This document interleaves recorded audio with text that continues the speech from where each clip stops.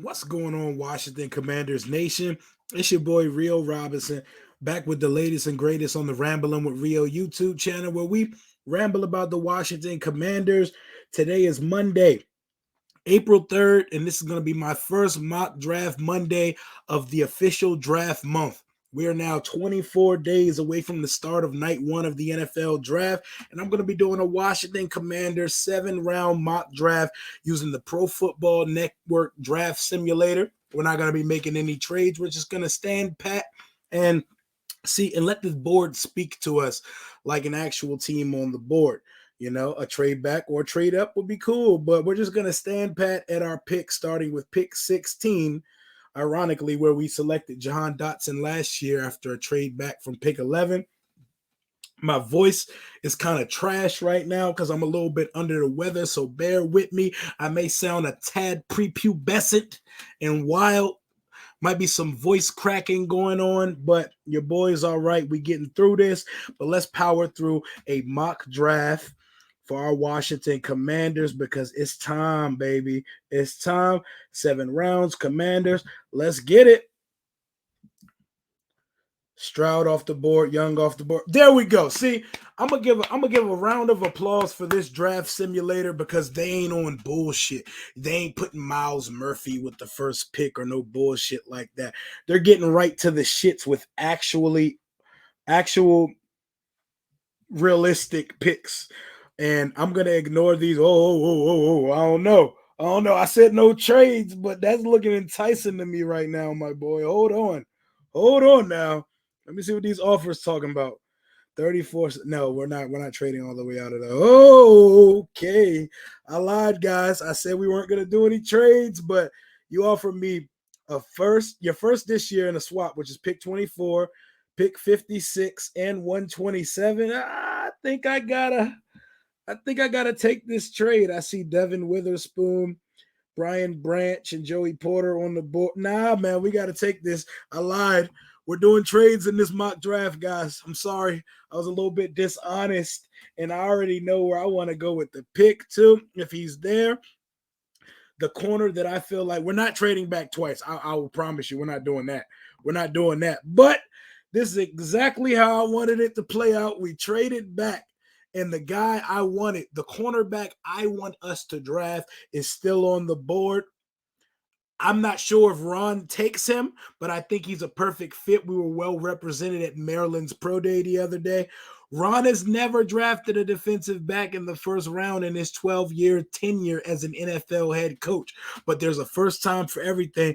Not really for Ron because he's kind of a creature of habit, but in Rio's mock draft that we're doing right now, we're taking cornerback extraordinaire Deontay Banks out of Maryland. Come on down. You are a commander. You can go on the outside, you can go on the inside, and most importantly, these bringing some juice, bringing some wheels to a cornerback room that does not have any right now. We're talking about a cornerback room full of motherfuckers running 4.5, 4.6s. You're getting a 4.3 speed guy with hips, feet, flies around, and can generate turnovers, man. We love it. I'm not gonna do any more trading back though. I promise y'all. I'm going against what I said was gonna happen. Okay, since we're okay, for some reason, Osiris Torrance, the guy who I think Ron is going to either trade back or take guard Osiris Torrance in the first round at pick 16. For some reason, the Pro Football Network simulator has Osiris Torrance sitting there on the board at pick 49 for the Commanders to pick. I'm considering Jack Campbell because he's a freak of nature, and Darnell Washington at tight end is somebody I would want to sprint to the podium for. But it appears that Ron and them are dead set and locked in on the cornerback room. I mean, on the tight end room we currently have with Logan, Cole Turner, Bates, and Amari Rogers. I think that's a mistake, but since that is the case, Osiris Torres, you should not be on the board. Come on down. You are a commander. On to the third round with Washington. Oh, no. Oh, shit. My bad. I forgot. We traded back. We got an extra pick in the second round. Look at us.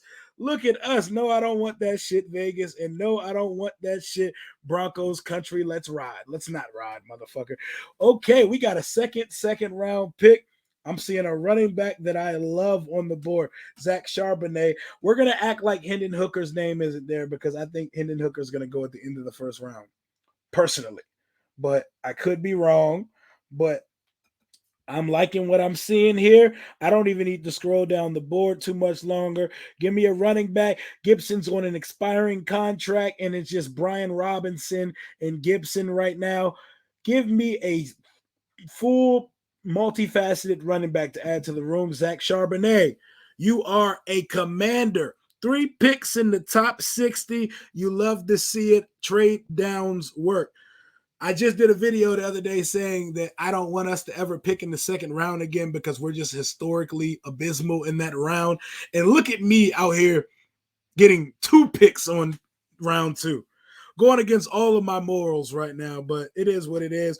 We're on to pick 4, which is round 3, which is going to be the pick Washington received from Brandon Sheriff leaving our team for the Jacksonville Jaguars.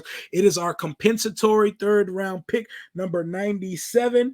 So far, just do a little recap of what we've gone so far. We're not doing any more trade backs. Bye Chicago, fuck off Minnesota.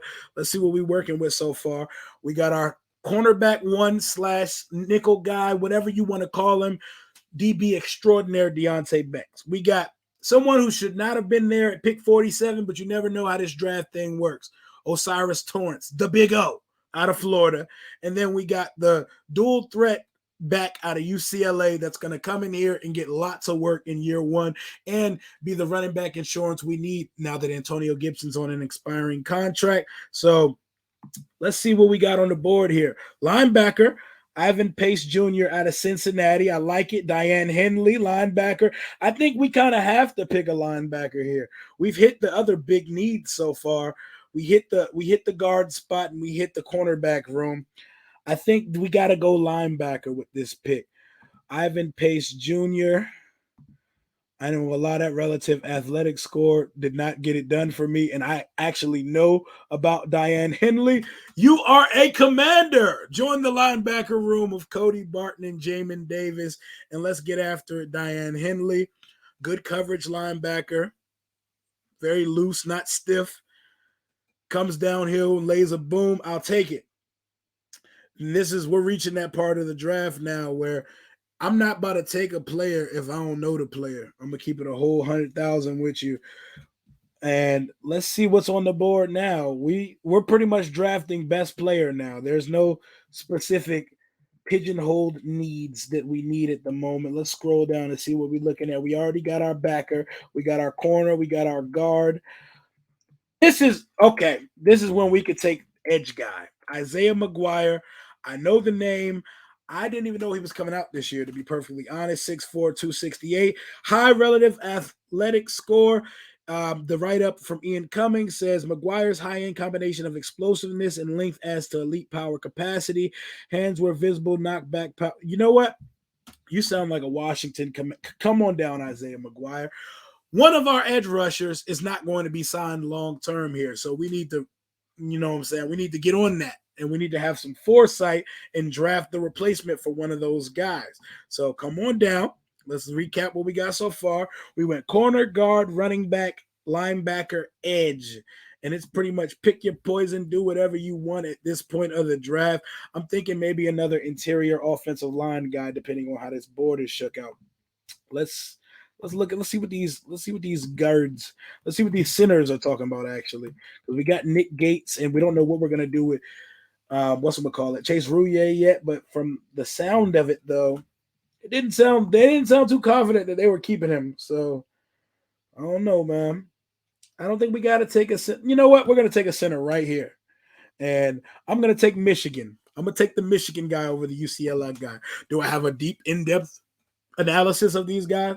Fuck no. That's not what I do. And I'm not even going to sit here and pretend like, yo, the way he gets out of his break once he snaps the ball, the speed in which he turns it. Nah, I don't know anything about either of those guys, but we're taking a center right here.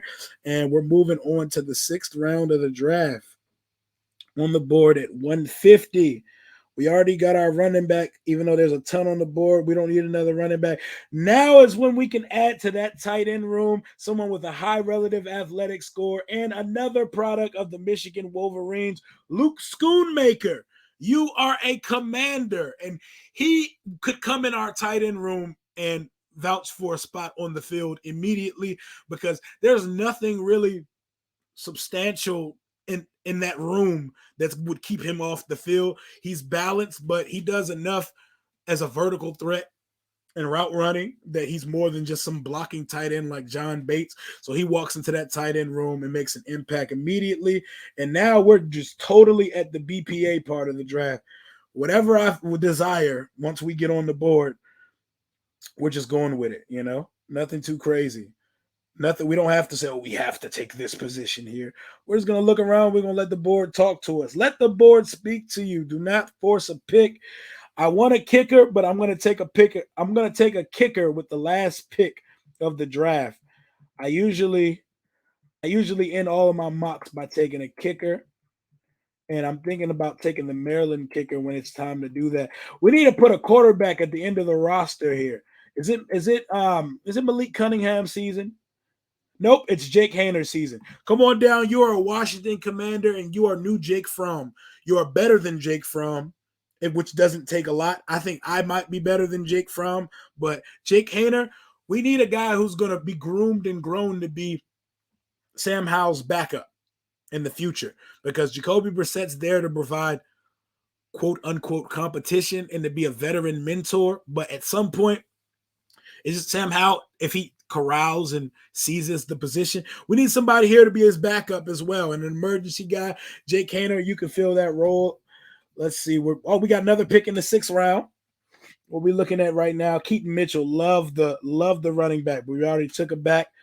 I swear I would take another one, but I'm not even going to do it. We're going with the safety out of Iowa State, Anthony Johnson Jr. We need another box safety type guy.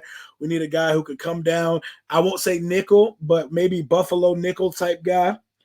And we have good luck drafting safeties on day 3. Our 2 starting safeties at the moment are day 3 picks. Derek Forrest in the 5th round and Cam Curl in the 7th. So I like the way we throw darts at safeties on day 3 of the draft. So come on down. And with our final pick in the 2023 NFL draft, we're drafting that boy that was booming 60-yarders in Maryland's pro day last week. Chad Ryland, Joey Sly. I see the guns. I see you doing pec flies with 1,000 pounds and all this shit you're doing in the gym. Congratulations. You are as jacked as LaRon Landry, but you miss extra points and you leave layup field goals on the field. And it is time we brought in some legit competition to grow with, groom, and never have to look at the kicker position again. We're drafting a kicker out of Maryland, my guy Ryland, and that completes our Commanders mock draft to start off April's draft month for the Commanders. We started our draft off by taking Deonte Banks. The first 2 picks would make this class a home run off immediate. No, the first 3 picks. These are day 1 impact players. Zach Charbonnet is pretty much going to be splitting starting duties with Brian Robinson, and Antonio Gibson's going to be relegated to the J.D. McKissick role of being 3rd down utility scat back. Diane Henley, he's going to get on the field immediately in the linebacker room. We got our edge insurance. We got a backup center and a potential TE1, TE2 late in the draft, Luke Schoonmaker. We got Sam Howell's future backup or the backup of whoever is going to be the starting quarterback here. We got another safety dartboard pick in Anthony Johnson Jr. And we ended our draft with kicker Chad Ryland out of Maryland because I've seen enough of Joey Slide. I know he's a local guy. I know he's from Stafford, Virginia. And I love local guys, but hey, it is what it is. I need to see production. I need to see it. And that's going to do for my mock draft today. I think we did well. If Washington ended up with this haul, I'd say let's go, baby. We're ready to do some things this year. And thank God for finally adding some speed to our speed reluctant cornerback room that's currently here in DC. Let me know what you think. Let me know how you grade the draft. Let me know what you would do differently. And roast me in the chat for saying there's going to be no trades and taking a trade as soon as the draft started. It is what it is. We all go against our morals sometimes. Hell to the Washington Commanders. Until next time, Rio out.